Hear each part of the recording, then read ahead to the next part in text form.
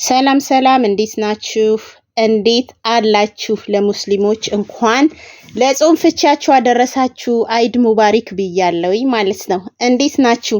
ለክርስቲያን ደግሞ እግዚአብሔር አምላክ ጾማችሁን የፍቅር፣ የሰላም፣ የአንድነት፣ የመተሳሰብ ያድርግላችሁ።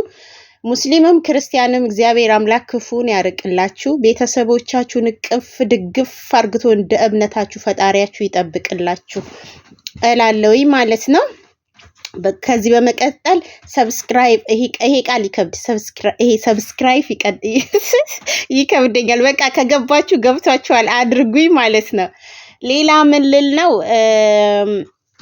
ያው እኔ ስናገር ድምጼ በጣም ፓወር አለውና እንትን የምቆጣ ቁጡ ሴት ነው የምመስለው። እንደዛ አይደለም። እሺ ተፈጥሮ ነው እና ተፈጥሮ ነው። አሁን ቀስ ብዬ ነው እያወራችሁ ያለሁት ማለት ነው። ምን ልላችሁ ነው? ትላንትና ሄሉ ለቃ ነበረ ማለት ነው። ትላንትና እነሱሲ ከሌላ ወንድ ጋር ስራ እንድትሰራ ይዘውላት መጥተዋል ማለት ነው። ለምን ቤት ውስጥ ቁጭ ስትል ትተክዛለች፣ ታስባለች፣ ትጨነቃለች።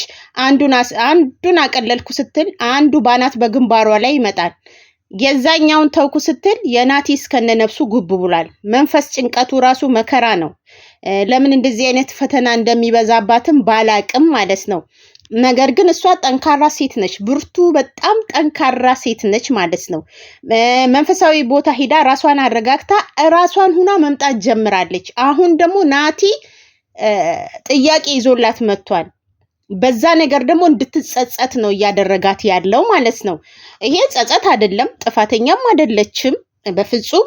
ስለዚህ ሄሉ መተከዝ፣ የተለያየ ነገር ማሰብ፣ ማሰላሰል አይጠበቅብሽም። ምክንያቱም ጥፋተኛ አይደለሽም። ብዙ ጊዜ ጠብቀሽዋል፣ ብዙ ስልኮቹን ጠብቀሻል፣ ብዙ ነገር ሚዲያው የሚያየው ነገር ነው። ስለዚህ አዎ ምናልባት የግርሻት ፍቅር ሊኖር ይችላል። አሁን ለምሳሌ ከመጀመሪያ ፍቅር ይልቅ ደግሞ የግርሻት ፍቅር በጣም ከባድ ነው። ምክንያቱም አሁን ናቲ ሲመጣ ሁሉ ነገሩ ተለዋውጧል፣ አምሮበታል፣ በጣም እንትን ሆኗል። ገባችሁ? ስለዚህ ያ የልጅነት ትዝቷ እንደ ፎቶግራፍ ይመጣባታል። ገባችሁ? ይሄ ቁጭት፣ ለምን አደረግኩኝ፣ ለምን የጓደኛውን ምክር ሰማውኝ የሚለው ነገር ሊጸጽታት ስለሚችል ማለት ነው። ስለዚህ አንቺ አሁን እኔ እንደ እህትነት ምነግርሽ ሁሉንም ነገር ፎርጌት አድርገሽ ስራሽና ስራሽ ላይ ብቻ አተኩሪ። እቤት ውስጥ አትቀመጪ። ምክንያቱም እናት አባት ይጨነቃሉ። የግድ መስራት አለ። ልጃቸው ቤት ውስጥ ኩርምት ብላ ስትቀመጥ አባትየው ምንም ባይናገሩ ባዩዋት ቁጥር ውስጣቸው ያለቅሳል፣ ይደማል። ስለዚህ ወጣ ብላ ስራ መስራት ግዴታ ነው ብዬ ነው ማስበው ማለት ነው። እናትም እኮ ልጇ ወጣ ተደስታ ተዝናንታ እንድትመጣላት ነው የምትፈልገው። እና ማዘርሽ የተቀበሉት ልጁን በዛ ምክንያት ነው። ግን አሁን አንቺ ጭንቅላትሽን ወደ ሌላ ነገር አይደለም፣ ስራና ስራ። አሁን አይምሮሽን ነፃ ለማድረግ እነሱ ትምህርት ቤት የተለያየ ቦታ ሲሄዱ ከጓደኛችን ጋር ስሪ ነው። ስለዚህ አንቺ በፍቅር ደረጃ አይደለም እኮ በጓደኝነት ደረጃ ስራ አብራችሁ እንድትሰሩ፣ እሱም ትልቅ ደረጃ እንዲደርስ፣ አንቺም ደግሞ ስራሽን ቀጥለጥ ብለሽ እንድትሰሪ በጓደኝነት መልክ እንድትቀጥሉ፣ ሲቀጥል ደግሞ ወደ ውጭም ወጥተሽ ራስሽንም እንድታዝናኝ ፈታ ምናምን እንድትይ ነው እንጂ ወደ ሌላ ነገር እናትሽም ጓደኞችሽም አስበው አይመስለኝም። ስለዚህ እኔ አሁንም ድጋሚ የነሱሲ ደጋፊ ነኝ። ምክንያቱም ቤት ውስጥ ስትቀመጪ መንፈስ ጭንቀት ነው የሚይዝሽ። ነገሮችን ከጭንቅላትሽ ማውጣት አትችይም። ወጣ ግን ብለሽ ስትዝናኝ ሀይቅ ዳር የሆነ ቦታ ሄደሽ ከጓደኞችሽ ጋር ፈታ ዘና ብለሽ ብትመጪ በጣም ሁሉን ነገር ትረሺዋለሽ። በፍቅር ሁላችንም እያንዳንዳችን ተጎድተናል። ከ1 2 3 እስከ 6 ድረስ አፍቅረው የተጎዱ ብዙዎች አሉ ማለት ነው። ስለዚህ ነገሮችን ወደ ራስሽ ተመለሺ። ሌላ ደግሞ ከናቲ ጋር ታረቂ የምትሏት ልጆች ማለት ነው፣ ከናቲ ጋር መታረቁን ትታረቃለች፣ ግን ማለት ነው ናቲ ወደ ኢትዮጵያ ይመጣሉ ወይ ነው። እዚህ ጋር ነው ትኩረት ማድረግ ያለባችሁ። ከናቲ ጋር እኮ አንድ ላይ ቢሆኑ ሁላችንም ነን ደስ የሚለው። ግን ናቲ ደግሞ እዛ ጋር የተናገረው ምንድነው? ለወደፊት ህይወቴ ትምህርት እንዲሆነኝ ነው እንጂ ያለው ሄሊሻ አንቺ ይቅር ካልሽኝ እኔ ወደ አንቺ ጋር መጣለሁ ብሎ እኮ መልስ አልሰጠም። ምክንያቱም እሱም የመምጣት አላማ የለውም። ስለምትመጣው ሴት ነው እሱ ሲናገር የነበረው። ካሁን ወዲህ ለሚይዛት ለማፈቅራት ሴት እያለ ነው ትምህርት እንዲሆነኝ እንትን ምን አጥፍቼ እንደሆነ ንገሪኝ ነው ያላት እንጂ ሄልሻ ወደ አንቺ ተመልሼ ይቅርታ ልጠይቅም አልወጣውም ልጁ ማለት ነው።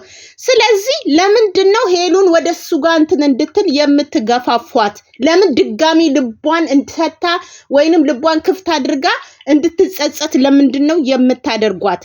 እስቲ ናቲ ጋር ሂዱና ናቲ ሄሉን የምትወዳ ከሆነ ኢትዮጵያ ግባና አንድ ላይ ሰርታችሁ ሰው ትሆናላችሁ ብላችሁ ጻፉለት። እውነት ናቲ ከልብ የሚወዳት ከሆነ ተመልሶ ይመጣል።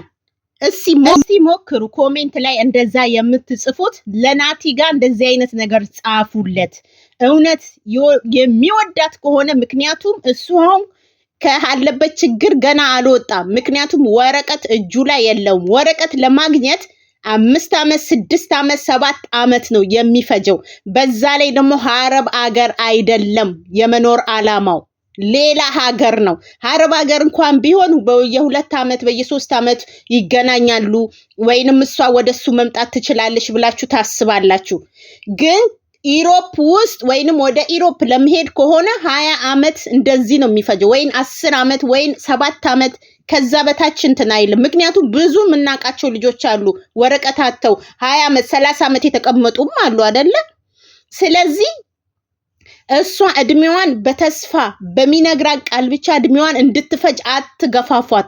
የራሷን ህይወት እንድትኖር ህይወቱንም ቀስ ብላ አሰላስላ ሁሉም ወንድ አንድ አይነት አይደለም። የወንድ ልጅ የኛ ባህሪ አንድ አይነት እንዳልሆነው የሁሉም ወንድ አንድ አይነት አይደለም። እግዚአብሔር አምላክ ለሷ ያዘጋጀው ይኖራል። ሰው የማያየው እግዚአብሔር ግን የሚያየው ሰው ሊኖር ይችላል። ስለዚህ እሷ ወጣ እያለች ትስራ፣ ስራዋን ትስራ። የወንዶች ጓደኛ ከወንዶች ጓደኛ ጋር ትስራ። ምክንያቱም ዩቲዩብ የሚፈልገው ደግሞ እንደዚህ ጥንድ ስትሆኑ ከወንድ ጓደኞቻችሁ ጋር ስትሰሩ በደንብ ነው የሚታይላችሁ። እንደዚህ ማለት ነው በጓደኝነት መልክ እንደ ሄሉሻ ሄለን የእንትና ማለት ነው የአላዛር ሄሉ አሁን ከተለያየ ወንዶች ጋር ትሰራለች። ይሄው እሷም እንደ ኖርማል ጓደኞቿ ናቸው። እሷም እንደ ኖርማል ጓደኞቿ ጋር ከወንዶች ጋር እንደ በፊት እንደምትሰራቸው ጓደኞቿ ጋር አብራ ትስራ። ገና ካገገመችበት ቦታ አልወጣችም፣ ራሷን ትጎዳለች። ተው አትበሉ። ቤት ውስጥ እና ታፍና ታሽጋ አንገቷን ደፍታ ትኑር ነው የምትሉት? አይደለም። ጀግና ነች፣ አሁንም ወደፊትም ጀግና ነች። ስለዚህ ስራዋን ወጥታ በቃ መስራት አለባት። መዝናናት ካለባት መዝናናት አለባት። ስራዋን ወጥራ መስራት አለባት። ከእንደገና ደግሞ ዩቲዩብ ብቻ ሳይሆን የግል ስራ ራሱ መስራት ይኖርባታል። በቃ እሷ በተማረችበት ስራ ራሱ ማፈላለግና ማግኘትም ትችላለች። ደግሞ አላማው አለ፣ የሆነ አላማ አቅዳለች። በዛ ነገርም ጠንክራ ትሰራለች። ግን ቤት ውስጥ ቁጭ አትበይ። እናትና አባትሽ ባዩሽ ቁጥር ያዝናሉ። አዎ ያዝናሉ። አባትም እኮ ይከፋታል ስለሚሉ ነው እንጂ ሁሌ ቤት ውስጥ ሲያዩሽ ይከፋቸዋል። ወይኔ ልጄ ብለው ያዝናሉ። እናትም እንደዛ ነች። እናትሽ እኮ ደስተኛ የሆኑት አንቺ ደስተኛ ሁነሽ ለማየት ስለሚፈልጉ ነው። በቃ አንቺን ፊትሽን ባዩ ቁጥር ተክዘሽ ራስሽን እንትን ብለሽ ሲያዩ ይሰማቸዋል። ስለዚህ ሄሉ ከልጁ ጋር ጠንክረሽ በጓደኝነት መልክ ስሩ። ሰርታችሁ እሱም ያልፍለታል፣ አንቺም ያልፍለታል። የግድ እኛ እኮ ጥቁጥቁ አርግቶ አላልንም። እኛ ተጋቡም ተፋቀሩ ማንንም፣ ግን ስራ መስራት አለብሽ ነው የምንለው። እና ብዙዎቻችሁ ደስ ያላላችሁ ሰዎች አላችሁ እና ቤት ውስጥ አንገቷን ደፍታ እንድትኖር ነው እንዲያዘቅዝቃ ማለት ነው። 2 ወር 3 ወር 4 ወር በቃ ራሷን አይታለች፣ መርምራለች። በእግዚአብሔር ቤት ሂዳ አልቅሳ አንብታ ሁሉን ነገር ራሷን አረጋግታለች። አሁንም ደግሞ ራሷን ዝቅ አድጋ አንገቷን ደፍታ እንድትኖር አይደለም መሆን ያለበት። በቃ ከልጁ ጋር እነሶሲ ስለሚያውቁት ማዘርየው ፍቃደኛ ከሆኑ የኛ ማጨብጨብ ምንድን ነው? የኛ ማጨብጨብ ምንድነው? እናትየው ደስተኛ ሆነው አው ልጄ ውጪና ስሪልን ካሉ አጠገባ ያሉት እሷን ጠንቅቀው ስለሚያዩት ነው። ጓደኞቿ የሷን ነገር ጠንቅቀው ስለሚያውቁ ነው። እኛ የምናየው የ20 ደቂቃ ወይም የ10 ደቂቃ ቪዲዮ ነው። ስለዚህ የኛ ማጨብጨብ ወይም የኛ ማጎብጎብ ትርጉም የለውም። እናትየው ፍቃደኛ ከሆነች እሳቸውን ነው መደገፍ ያለብን። እነሱ ሲም ያዩት ነገር ስላለ ነው እነሱንም መደገፍ ይኖርብናል። ስራዋን እንድትሰራ ወጣ ጀግና ሆና ለማየት ነው በቃ። የናቲን ነገር ደግሞ ናቲ ደግሞ እውነተኛ የሚወዳት ከሆነ ሁሉን ነገር ትቶ ወደ ኢትዮጵያ ገብቶ አግብቷት መኖር ነው ያለበት። ለሱም ገብታችሁ ጻፉለት ማለት ነው። ገብታችሁ ጻፉለት። ጠንክራ ይኸው ዝንጥ ብላ እየወጣች ነው። ገባችሁ አይደል? ናቲ ነው አሁን ጭንቅላቷ መቶ የበጠበጣት ማለት ነው።